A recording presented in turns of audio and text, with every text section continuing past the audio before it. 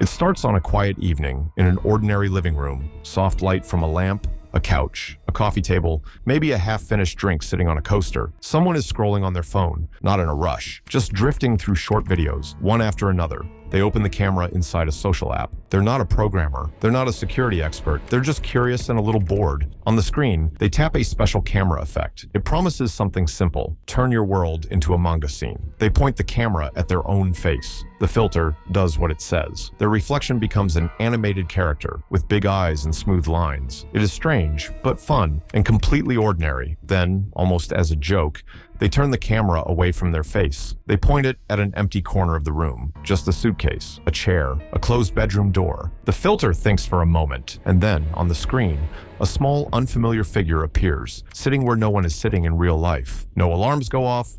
No error message appears. The app doesn't crash. No one realized anything had gone wrong, because nothing looked broken. TikTok effects are like digital makeup artists. They take a photo from your phone's camera and redraw it in a new style. This one, called the AI manga filter, turned real-life snapshots into drawings from Japanese comics, known as manga. TikTok added it to let users see themselves or friends as cartoon characters with big eyes and smooth lines. People snapped selfies. The filter found faces and redrew them faithfully. It worked like a helpful artist at a portrait booth, spotting you in a crowd and sketching quickly. Millions used it daily for fun trends. Parents captured kids' smiles as anime heroes. Friends posed together for group drawings. The app's team designed it to run smoothly on phones, processing images in seconds. It relied on computer vision, a type of AI that acts like eyes for machines, trained to pick out shapes like heads, bodies, and backgrounds from countless photos. Think of it as a filing clerk who sorts photos by matching patterns: round for faces, straight for arms.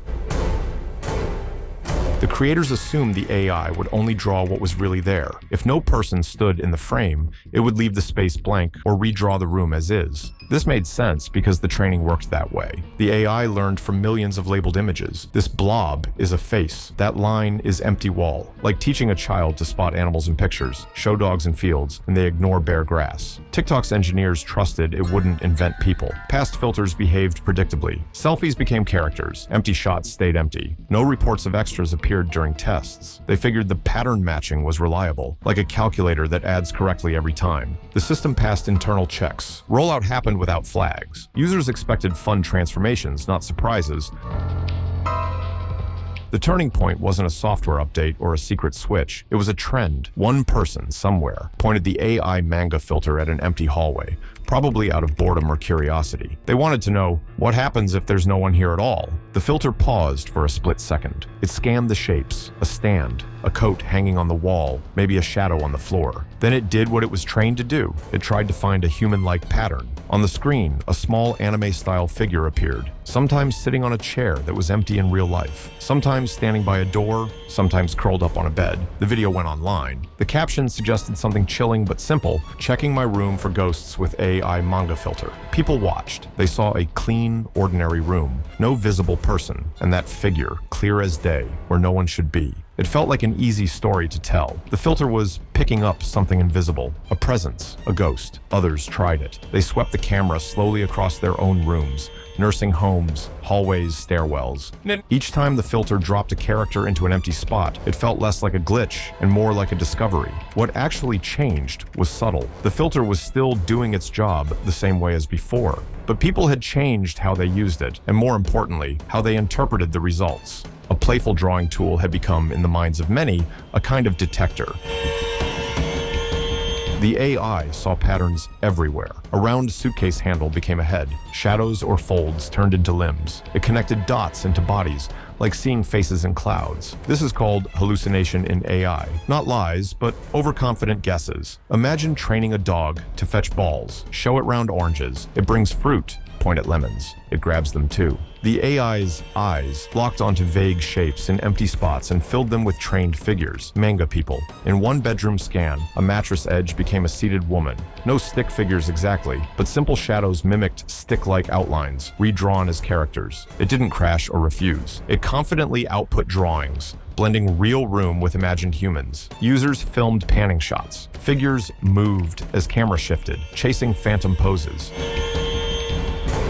This strange behavior went unnoticed by designers and most users for a simple reason. Nothing obviously broke. The filter didn't crash phones. It didn't leak passwords or steal money. From a traditional bug perspective, it was working as expected. It took in images and produced stylized outputs. Imagine a smoke detector that beeps happily every time you make toast, but stays silent during a real fire. If you only ever make toast, you might think it's working just fine. You'd never see a reason to question it. In the same way, most testing of this filter probably focused on what it was meant to do: turn faces and bodies into manga art. People pointed it at themselves, liked the results, and moved on. The corner cases, the empty room shots, the half-lit hallway, the crumpled jacket on a chair were not a serious test scenario. They were a late-night curiosity people tried for fun, long after the feature shipped, because there was no official promise that this filter will never draw a person where there is none. No alarm was wired to that condition. No error logs screamed, "We just invented 3 people in your shower." From the company's point of view, the system was generating engaging content. User numbers were up,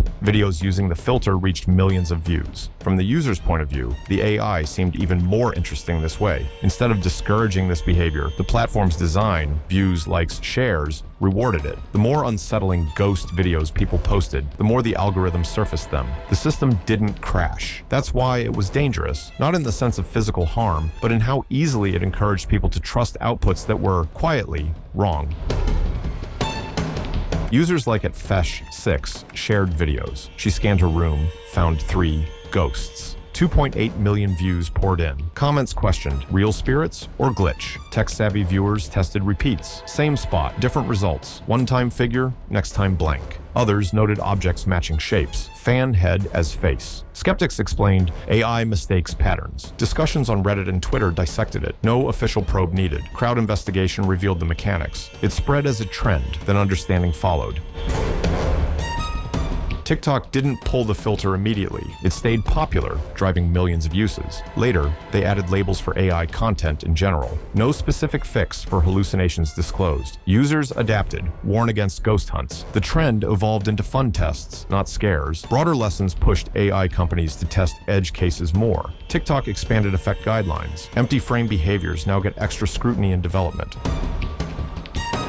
The lesson of the ghost filter can be stated in one sentence. AI doesn't understand what it shows you. It doesn't know the difference between a coat shaped like a person and an actual person. It doesn't feel the weight of suggesting that someone unseen might be standing in your bedroom. It only follows patterns. If enough training examples say, this cluster of shapes usually means person, it will treat anything that roughly matches that cluster as a person, even if, in the real world, it's just a towel on a chair. For us, images carry meaning. A figure in a doorway suggests danger, presence, or mystery. For the system, the same figure is just a successful guess, a good match to its internal checklist. When we forget this, we start treating AI outputs as if they are eyewitness accounts instead of educated guesses. We let a drawing filter become a ghost detector, a text generator become a medical advisor, a face classifier become a judge of character. The simple defense is not to fear these systems, but to remember their blindness. They don't see what we see. They don't share our sense of context or consequence. They can be incredibly useful tools, like fast but forgetful interns. But when we trust them to understand the meaning of what they show us, we give them a responsibility they are not built to carry.